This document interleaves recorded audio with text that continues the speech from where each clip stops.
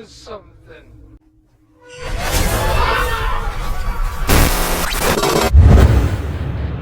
क्या होगा अगर आप आपके दोस्तों के साथ जंगल में घूमने के लिए जाए, पर जाते जाते आप लोगों के साथ कुछ अजीबो खन्ना घटने लग जाए।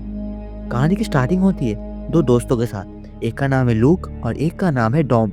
वो सब एक बार में मजे कर रहे होते हैं। वो हाइकिंग पर जाने की प्लानिंग करते हैं और उनमें से एक स्वीडन जाने का आइडिया देता है। सब एग्री कर लेते हैं और वहाँ जाने की तैयारी करते हैं। लूक वाइन खरीदने के लिए मॉल जाता है और अपने एक दोस्त को साथ चलने को कहता है। उसके दोस्त मान जाता है। मॉल पहुंचकर वो देखते हैं कि कुछ लोग शॉप ओनर को बंदूक दिखाकर खड़े हैं। ये देखकर लूक छिप जाता है, पर उसका दोस्त वही खड़ा रह जाता है। चोर लूक के दोस्त का वॉलेट तो ले लेते हैं और फिर उससे शादी की अंगूठी मांगते हैं। उसका दोस्त अंगूठी देने से मना कर देता है। मना करने पर चोर उस पर चाकू से बार बार हमला कर देते हैं। उसके वजह से वही उसकी मौत हो जाती है। लूक ये सब छिप कर देख रहा होता है, पर अपने दोस्त को बचाने के लिए कुछ नहीं करता।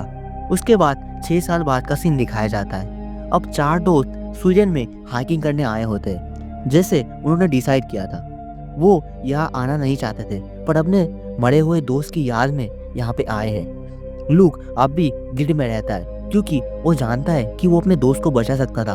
वो अपने दोस्त को याद करके वाइन पीता है और हाइकिंग पे निकलते हैं। रास्ते में टॉम का पाँव फिसल जाता है और वो घायल हो जाता है। अब उसके लिए चलना मुश्किल हो जाता है। नक्शे में उन्हें एक शॉर्टकट मिलता है जो जंगल से होकर जाता है।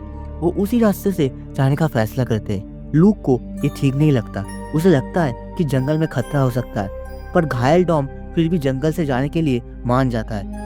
आगे बढ़ते हुए वो एक पेड़ पर लटका हुआ जानवर का डेड बॉडी देखता है।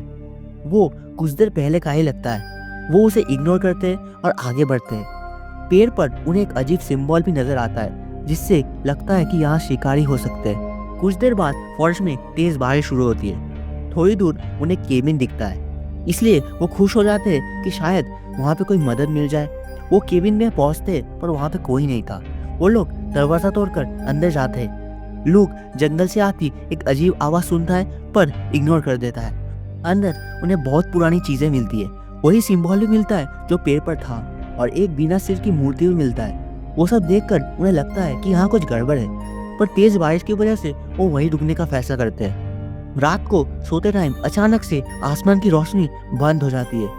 इससे लूक की नींद खुल जाती है। वो बाहर जाता है और जैसे ही दरवाजा खोलता है उसे लगता है कि वो उस मॉल में आ गया है जहाँ उसके दोस्त की मौत हुई थी। अचानक वो जाग जाता है और ये एक सपना होता है, पर वो तो केबिन के बाहर पड़ा था और उसकी छाती से खून निकल रहा होता है। वो घबराकर अंदर जाता है और देखता है कि उसके दोस्तों का भी एक ही हालत था। एक दोस्त गायब हो गया था। लूक उसे ढूंढने ऊपर जाता है और ऊपर वो जो देखता है वो देख के तुम लोग शॉक हो जाओगे। वो देखता है कि उसका दोस्त उस स्टैचू के सामने बिना कपड़ों में पूजा कर रहा है। वो उसे संभालता है और सब लोग केबिन छोड़कर निकल पड़ते हैं। जंगल में आगे उन्हें बहुत सारे पेड़ों और अजीब सिंबल्स नजर आते हैं। अब वो डर जाते हैं और डिसाइड करते हैं कि यहाँ से जल्दी निकलना होगा। आगे उन्हें एक और केबिन मिलता है जो पहले जैसा ही होता है। इस बार वो अंदर नहीं जाते। जंगल में काफी अंदर जाने पर टॉम का पैर का दर्द बढ़ जाता है, तो सब थोड़ी देर रुक जाते हैं। इस बीच लूक को दूर से कुछ अजीब हिलता हुआ नजर आता है। वो दोस्तों को बताता है, पर कोई उसका बात विश्वास नहीं कर रहा था।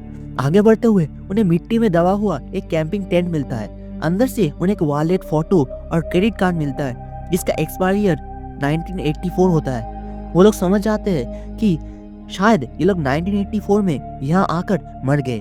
रात को वो टेंट लगाकर सो जाते हैं। लूक फिर नाइटमेयर देखता है और अचानक वो जाग जाता है। उसे बाहर चीखने की आवाज सुनाई देती है। बाहर जाके वो देखता है कि उसका एक दोस्त गायब हो चुका है और उसका टेंट फटा हुआ है, और दूसरा दोस्त रोकर कहता है कि एक बड़ा हल्क जैसा आदमी उसे उठा लेकर गया। सुबह उन्हें उस दोस्त की लाश पेड़ पर लटकी हुई मिलती है, वही तरीका जैसा पहले जानवर पेड़ पर लटका था। वो टूट जाते हैं पर आगे बढ़ते हैं। रास्ते में उन्हें पानी मिलता है और उसके पास एक बाल्टी भी पड़ी थी, और इंसानी फुटप्रिंट भी मिलते हैं उन्हें लगता है कि आसपास लोग रहते हैं। थोड़ी दूर लूक पहाड़ी पर चढ़कर देखता है कि वो जंगल के किनारे में पहुंच गए हैं।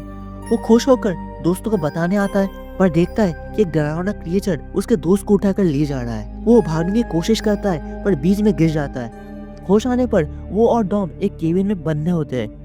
बाहर एक पूरी ट्राइब होती है। एक बुढ़ी औरत आती है और लूक के छाती में एक निशान को देखकर उसे पानी पिलाता है, पर डॉम को वो पानी नहीं देती। डॉम को ऊपर ले जाकर उसकी पिटाई की जाती है। ट्राइब की एक लड़की लूक को बताती है कि डॉम की बलि दी जाएगी। सुबह उसे एक पोल से बांध दिया जाता है। जंगल का देवता आ जाता है और सब लोग उसके सामने झुक जाते हैं। देवता डॉम को पकड़कर पीठ पर लटका देता है और उसकी वहीं पर ही मौत हो जाती है।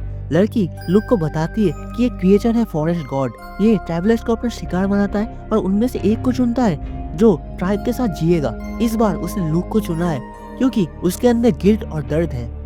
क्रिएचर उन्हें अमर बना देता है, बस इंसानी बलि चाहिए होती है। रात को लुक ऊपर के कमरे में जाता है और बहुत सारे सूखे लेकिन जिंदा लाश दिखता है। वो उन्हें आग लगा देता है। वो एक बंदूक भी पाता है और एक आदमी को मारकर भागने लगता है। क्रिएचर उस लड़की को मार देता है क्योंकि उसने लूक को सच बता दिया था।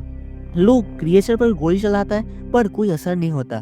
क्रिएचर उसे पकड़ लेता है और उसे नीचे गिरा देता है। क्रिएचर उसे झुकने पर मजबूर करता है, पर लूक पास पर पड़ी हुई कुल्हाड़ी से उसे अटैक कर देता है और जंगल से बाहर निकल जाता है। क्रिएचर जंगल के बाहर नहीं आ सकता, इसलिए वो सिर्फ चीखता रहता है। लूक रोड तक पहुंच जाता है जहाँ पे गाड़ियां नजर आती है और वो आखिरकार सेफ होता है। और ऐसे ही 4 दोस्तों की जगह एक दोस्त ही सेफली अपने घर पहुंचता है और यहीं पर खत्म हो जाता है ये खतरनाक कहानी।